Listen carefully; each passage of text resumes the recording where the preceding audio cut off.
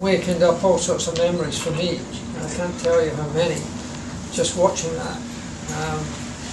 The Nürburgring, first of all, the Green Hell, I christened the thing as the Green Hell, and it surely was. There was nothing like it.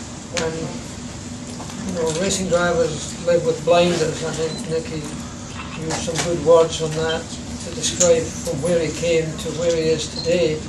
It is a different world when you're driving racing cars in those days because of the death, because of the injuries, because of everything that happened. And at that time, there were so many of our colleagues dying that really it was an amazing achievement for all of us to keep going. And it meant that you blocked off life in its full sense. And Nicky talks very eloquently about the experience of his wife, and Helen's here. She lived through all of that, and fortunately I survived without ever drawing blood from my body. There are English people who suggest that there is no blood to be drawn from a Scotsman. but nevertheless, Helen had to go to the driver's hotel room where the head mark was still in his pillow to pack his bags because his wife couldn't face going back to the same hotel room just these hours before. And these girls went through more, I think, than we ever did. You know, when the visor went down, the lights went out. We never thought about things like that. We really didn't. When Jochen died, I was with him at that time. 30 minutes later, I was back in a racing car. I cried before I got into the racing car, but I did my fastest lap ever within 2 laps of going out that day. And when I came back, I again broke down. So when you're in the car, the lights go out. And I think the Nürburgring, you've chosen a tremendous subject. 187 corners per lap, 23 kilometers per lap. There's less corners now than there were because it was cleaned up a little bit.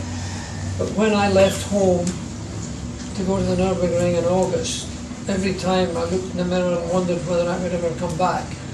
It was ridiculous. I never did one more lap of the Nürburgring than I had to.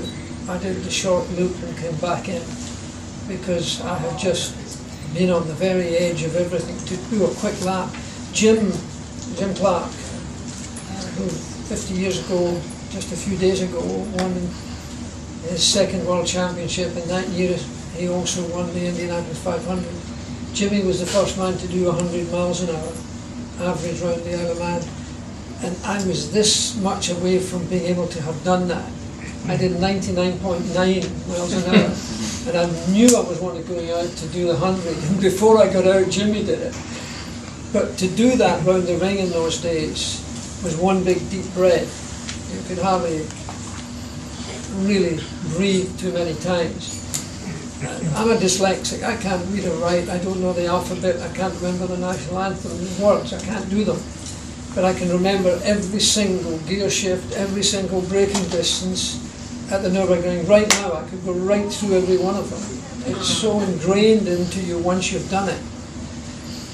So as a racetrack, there has never been the like of it. It was the greatest racetrack in the world. I closed it the first time it was ever closed at a meeting that took place on the day of the memorial service of Bruce McLaren.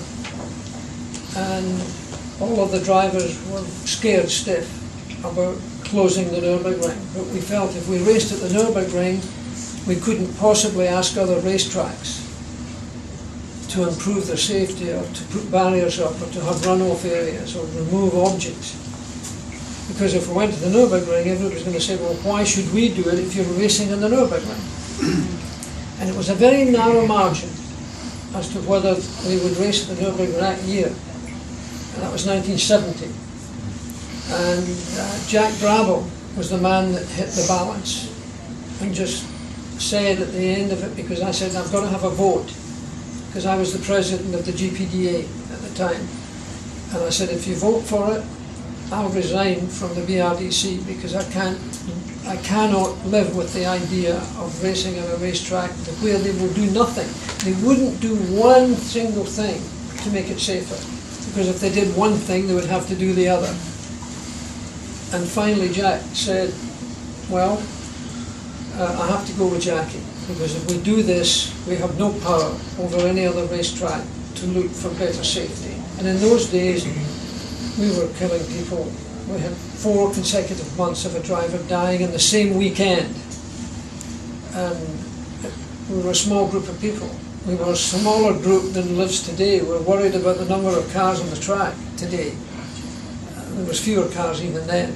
So it was an amazing thing. It was a love-hate relationship. And I got my ring, and not this one, but I got a ring that's called the Ringmeister. You get it. I didn't get it for the race in 1968. I got it for a Formula 2 race, I think in '67, because I had an awful fast race there with a big win. But that ring today is in my safe at home, because it's that important. So I have happy memories. I'm sure I'm going to have even more. The memories I had from what you've just seen. Guy Edwards did so much to get Nicky out of it. And he also got Clay out of it in South Africa, and got the George Cross from Her Majesty the Queen. So racing drivers in those days were brave, but beyond braveness in the case of the drivers who tried to help Nicky on that day that you reflect now.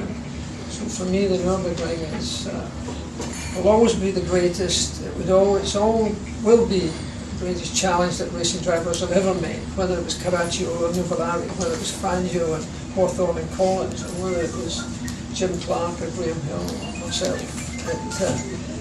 It'll never go away from us that is the master of them all. Ladies and gentlemen, Sir Jackie Stewart.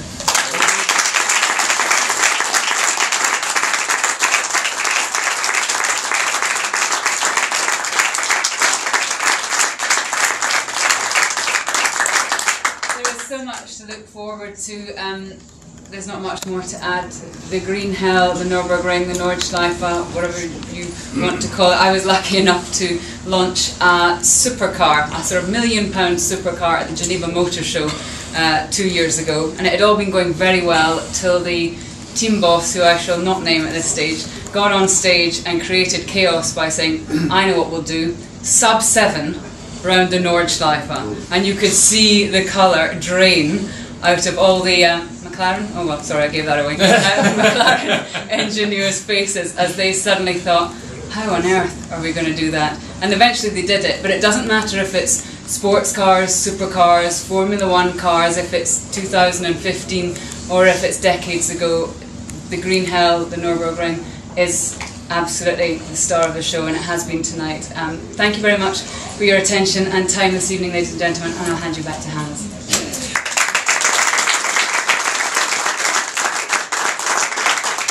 Thank you very much for this friendly help and support and all your wonderful words.